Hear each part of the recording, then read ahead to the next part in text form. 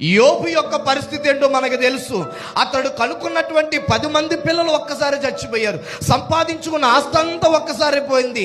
అయ్యా, ఇన్ని రోజులు గొప్పగా బ్రతికిన వ్యక్తి ఒక్క రోజులోనే నేలకు కూలిపోయినట్లుగా పెంట కుప్ప మీద పడిపోయి ఈరోజు దీన స్థితికి వెళ్ళిపోయేసరికి స్నేహితులు అనుకున్నారంటే, మన స్నేహితుడు యోబు కష్టాల్లో ఉన్నాడురా, వాడితో పాటు మనం కూడా ఏం చేయాలో తెలుసా? వాడి కష్టాన్ని మనం పంచుకోవాలి, వాడి దుఃఖాన్ని మనం పంచుకోవాలి, వానితో కలిసి దుఃఖించుటకు. అంతేకాదు, వాడి కష్టాన్ని పంచుకోవడమే కాదు, వాడిని మనకు చేతనైనంత మటుకు మనం ఏం చేయాలనంటే ఓదార్చాలి.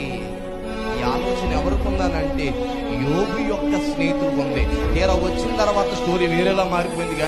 కానీ ఒక స్నేహితుడిగా మరొక స్నేహితులు ఆలోచిస్తున్న విధానం ఎలాగుందనంటే, మన స్నేహితుడు కష్టాల్లో ఉన్నాడు కాబట్టి మన స్నేహితుడిని మనం ఏం చేయాలనంటే ఓదార్చాలి. వాడి కష్టంలో మనము కూడా ఉండాలి, వాడి ప్రయాసంలో మనము కూడా ఉండాలి. వాడు దుఃఖిస్తుంటే వాడితో పాటు మనము కూడా వాడితో దుఃఖించాలి.